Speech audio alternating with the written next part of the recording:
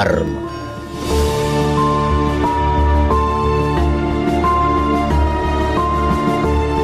Gantaraken pitutur luhur warah serat Mahabharata kawedhar kanthi lampahan Putri Amba Pati Obong. Ilustrator Agil Wahyu lan Dani Rahmawati. Editor Firman Astiabudi.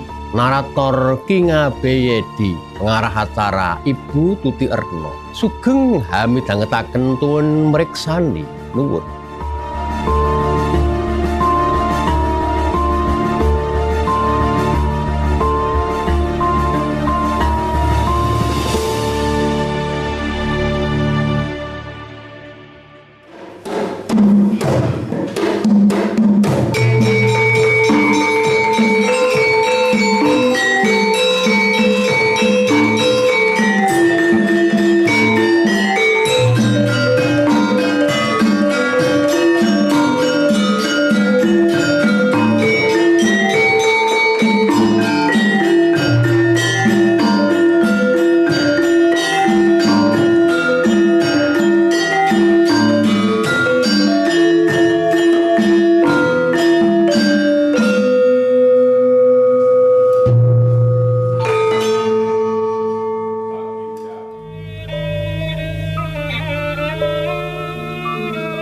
Wirandungan tleser-tleser tindaking kreta kencana ingkang tinitian dening Sang Prabata Prawara Bisma. Amboyong putri tetiga Dewi Amba Ambika tuwin Ambalika. Aja dumeh kreta punika kreta pusaka negari Kasipura ingkang kadamel saking rajaning Meksi, Wesi Pulasani, Wesi Mangangkang, Wesi Mangambal. Siraping kreta dumadi saking sisiking mina Jaladri Kinancing nyamat rinenggan Nagaraja ngiblat papat lima pancer adu buntut minatan kumala inglat-ilatan Mas Jingga yen genarya mampah kanang kreta membat mentul kanang naga kaya nyaut-nyauta janma kang tanpa dosa ing madyaning rata kencana haninggih putri tiga samya andon macana kaliyan Risang Abagus Risang Dewabrata. Mangkono adikku diadikku sakloron Ambika lan Ambalika wonten dawuh Kakang Mbok, wonten dawuh Kakang Mbok, mulya-mulyaning wanita ora kaya aku lan jeneng sira. Iki aku lan jeneng sira kinarsake Narendra Agung ing negara Ngastina. Aku lan kowe bakal dinarwa dening Raden Dewabrata iki lho. Rak ya ngono to Raden? Mengkeriyen Raden Ayu. Mengko dhisik aku tak matur kelawan jeneng sira. Sayektine pun kakang iki mung kinarya badal wakil wae. Lho. Badal wakil kados pundi Dewabrata kawrana? Raden Ayu. Yektine jeneng sira saketrune tak boyong iki bakal tak dhawuhake kelawan adikku Yayi Prabu Citra Godohan Pangeran Citrawirya ing negara Ngastina. Loh, dos pundi to panjenengan menika? Ora sampun cetha unglipun sayembara. Bilih sinten ingkang katuding salebeting sayembara inggih menika ingkang wenang Mengku Putri tiga Dewi Amba, Ambika lan Ambalika Raden.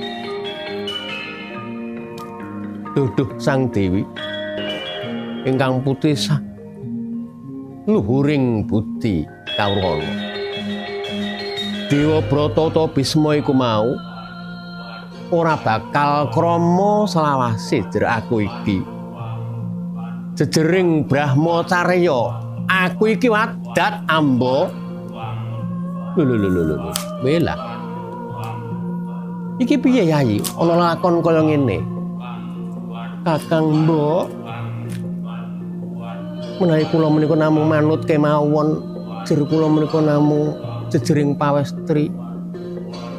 Inggih Kakang Mbok, wong wadon menika menapa? Mengkak-mengkok tan wurunga ya ngumbah popok. Kalih melih pawestri menika namung swarga katut non neraka nunut Kakang Mbok. Wela dalah, tobat.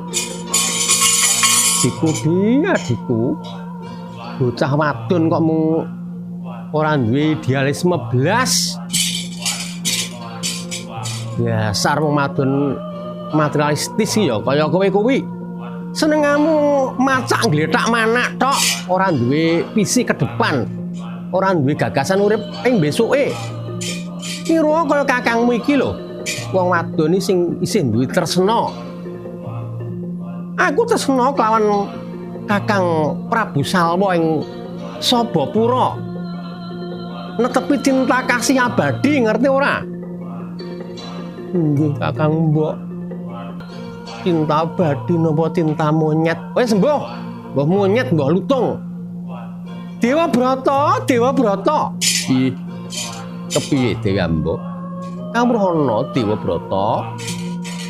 Yen pancen kaya mengkono, yektine kuwi janjane kowe iki ngampusi. Kowe iki apus-apus ora ngira. Satria negara Ngastina kang luhuring budi kuwi tibake seneng apus-apus. Lho. Ya aja gemampang ngendika kaya ngono. Kok Bisma apus-apus iki piye? Bisma iki mau satriya Sumbaga Wirutama. Uripku tak tohake kanggo kamulyaning negara Ngastina. Nanging nyatane apa?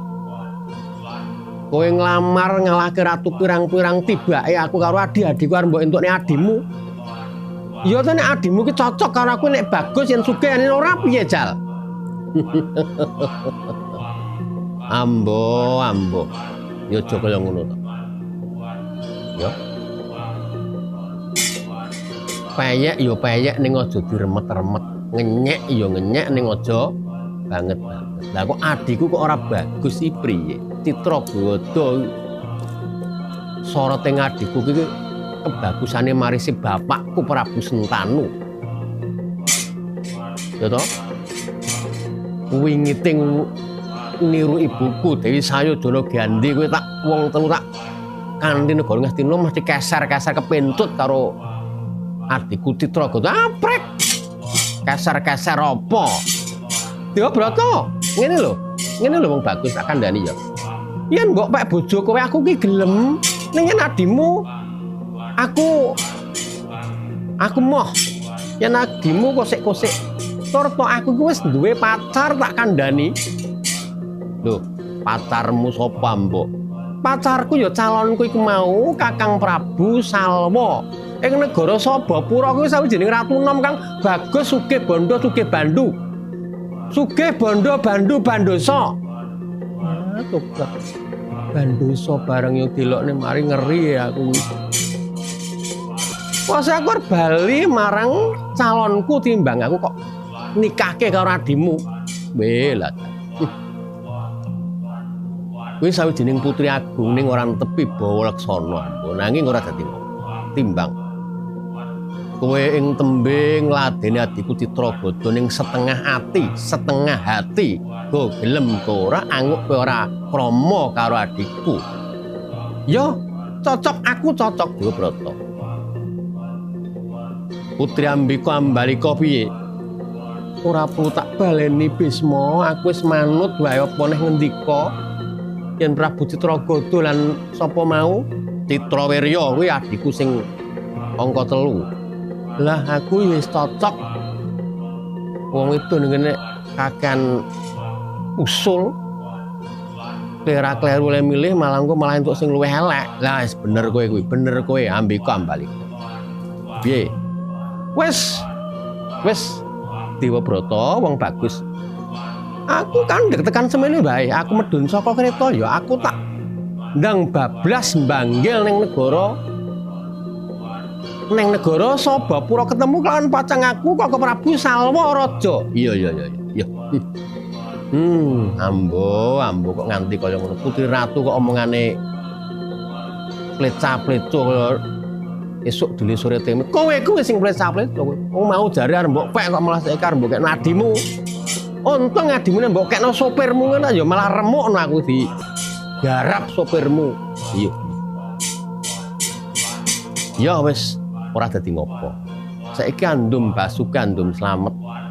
Ambo, aku lan adimu sakloron ya slamet. Sliramu ya bisa kepethuk kelawan pepacanganmu, Prabu Salwa Raja. Tak bungake. Muga-muga lestari anggonmu diduduhan kelawan Prabu Salwa ya. Ambo Prisang Putri Dewi Ambo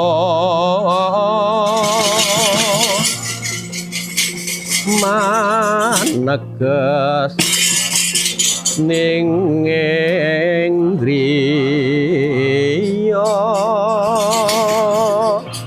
Prisang Bisma wangsuling nagringas Dino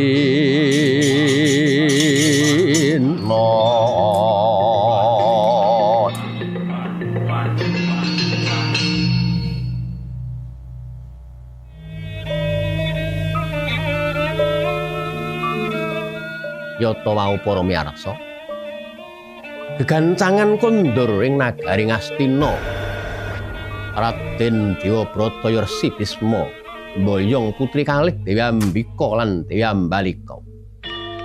Gancanging kandha geder saisining kedhaton nagara Ngastina. Karana kandhuripun Risang Bagus ingkang sampun mboyong putri kalih.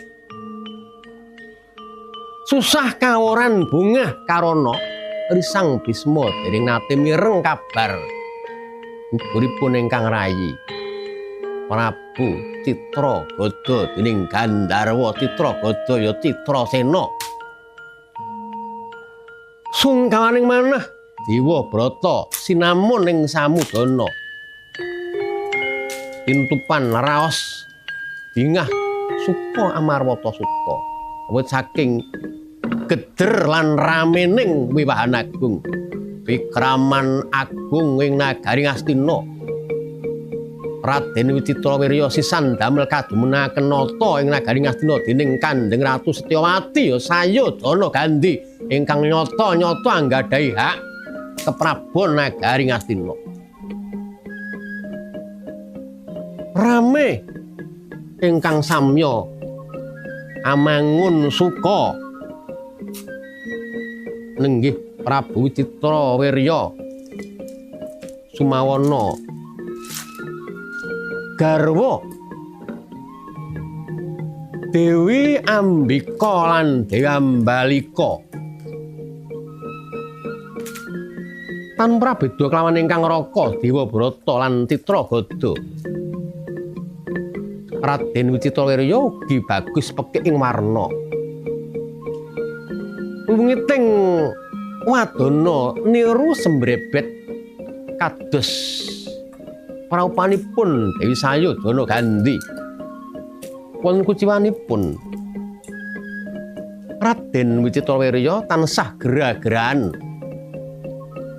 Pramila ing manahipun ugi kraos tap-tapan dene badhe wulan madu nggarwa putri kalih menika menapa badhe kiyat nyembadani menapa mboten.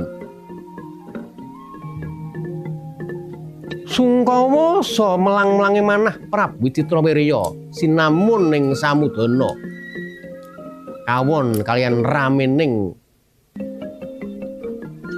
wiwahan negari Ngastina dhawuhipun Prabu Wicitrawirya kelawan putri kalih datan kantun para punakawan caturanggung tansah nglipur para bandara denya mangun suka.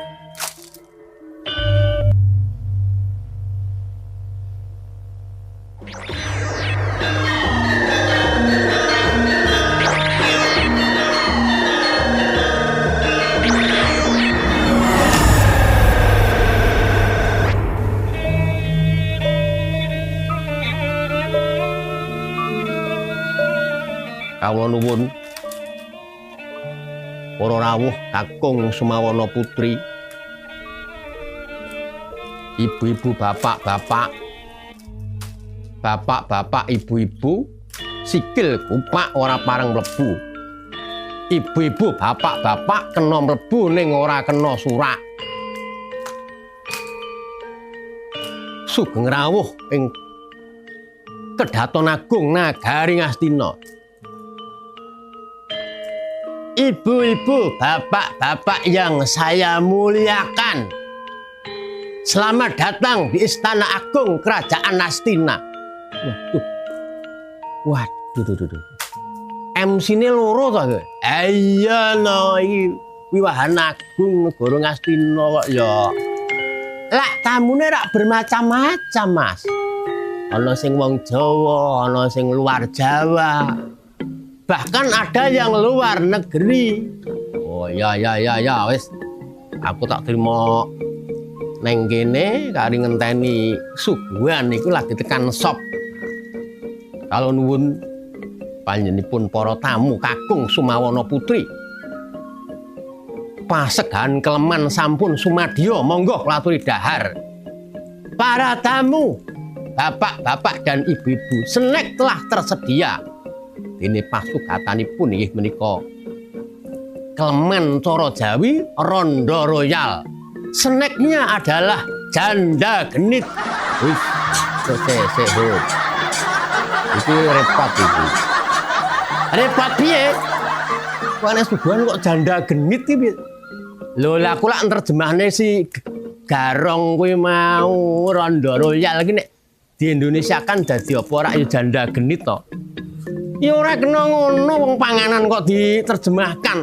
Ki bangsa panganan iki mau aja diterjemahke. Saru ngono. Lah nek Rondo Royal, lah nek duda keplengkang piye? Snacknya adalah duda terpelengkang. Aku tekan ndi juga ada snack cara Jawa. Bajalah dia buang bayi. Lagi rusak kamera iki bocah pekok iki. Lah do ngopo to kok do mlayu iki? Iki omong snack kok malah nganggo getak lho. Aku iku sing bodho, iki bodho. Badalah aku mau panganan cara Solo. Kuwi gethuk sing jerone diwenehi sambel bareng dicokot, jebul pedes, mula terus badalah do mlayu kuwi. Wis gak ono panganan badal. Ono. Ya ning jeneng panganan iki mau ora usah diterjemahne bodho. Tole. Gareng Petruk, Bagong, kula mah. Kowe kira dadi panitia iki sing bijaksana, ngono to? Iki anggitmu ki lah iki ora wiwahan sembarangan, iki wiwahan agung. Kraton ing jagating pewayangan iki ora ana sing ngungkuli agunging negara Ngastina iki ora ana. Dadi daharan iki ya daharan sing standar, sing umum. No. Sik dhewe ya metu snack sing enak-enak kuwi ora kaya ya gelakan Rondo Royal kuwi gaglak dhewe ngono ora iso. Lah aku iki mugo terjemahane bareng kok mo. Iki misi-misine ngono kuwi panganane wong kaliren kuwi kok wong sugone tamune ratu-ratu iki. Iya nggih mong nggih. Wes kowe kok aja kokean wong ora ngerti. Manut ae karo Nyai Sedah Mirah sing perintah pasuguhan niku mau dipandegani dening Nyai Ngabehi Gondorasan kuwi pawon kraton ora sok aku ki dadak mrekane ben entuk pangalembono terus nggawa suguhan-suguhan sak sirmu dhewe Rondo Royal duda keplengkang truk nyonyah barang mesti kuwi wong Klaten kuwi ora nek aku mah wis saru kok. Wes MC ku ya MC sing bener. Ora usah ngurusi ingon dingoni apa sak sire sing panitiane ngono. Iye mo ngestokaken dawuh mo. Mangkono ora mening kawontenan. Wing Nagari Ngastina. Datan Kadya Dewi Amba ingkang datan tarima awit saking lekasing Resi Bisma datan kersa Wikrama kaliyan Dewi Amba pramila saksana Hangupadi ingkang raka Prabu Salwaraja ingkang anggung gandrung-gandrung kapirangu ora enten dalu anggung kemetok-ketok citranipun Dewi Amba pepasanganipun ingkang boten saestu kadhaup ler sapat kengson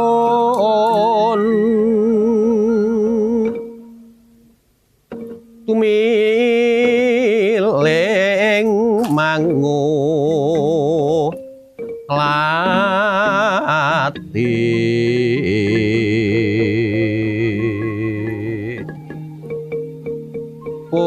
puspita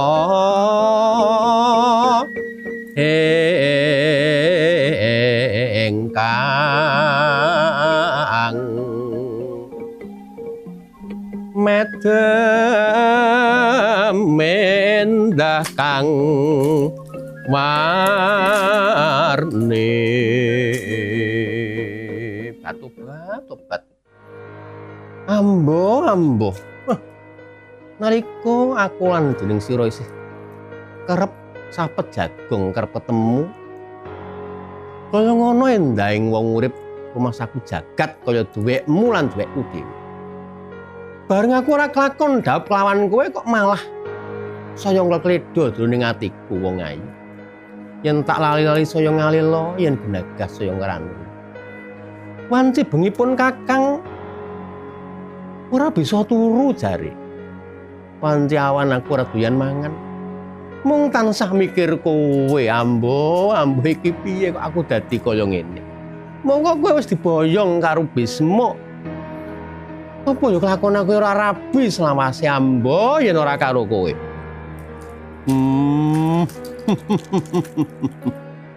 Gusti sampun to Gusti sampun ngendika mekaten nandhalem menika Narendra Gung Binetara kathah para putri ingkang sami remen ginarwa dening Paduka wong ayu mboten namung Dewi Amba Gusti mpun to kula aturi njlimur ing manah ora bisa kok aku yen ora entuk Amba tak entengke patiku jare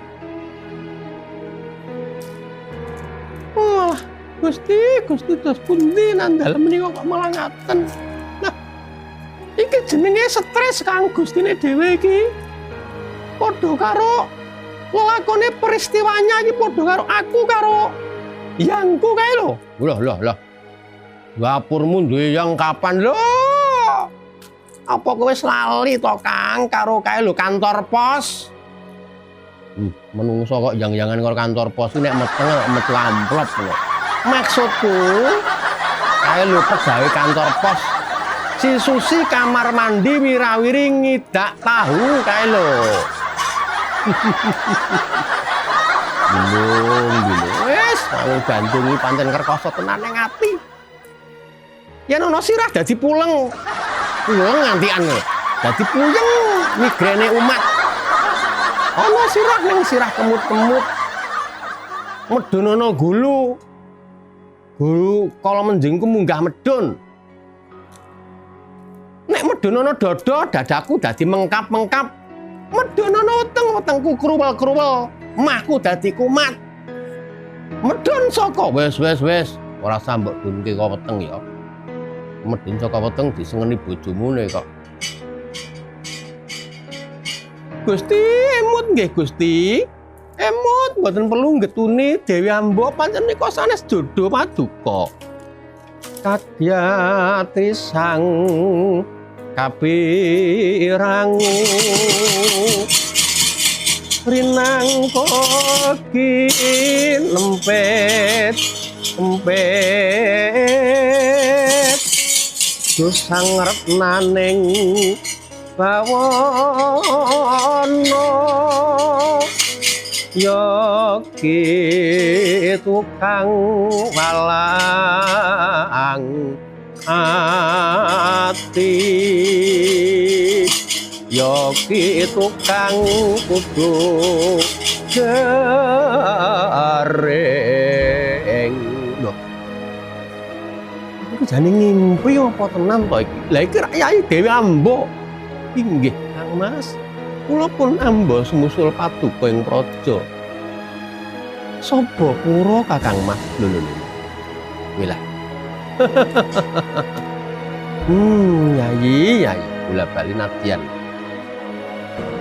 nadyan asem ki mawono gunung muyah kono segara ketemu ning pengaron ya iku mau Prabu Salwa lan Dewi Amba lho ning sliramu iku mau rak bakal ginarwa mboten Kakang Mas kula wurung ginarwa dening Dewa Brata Kakang Mas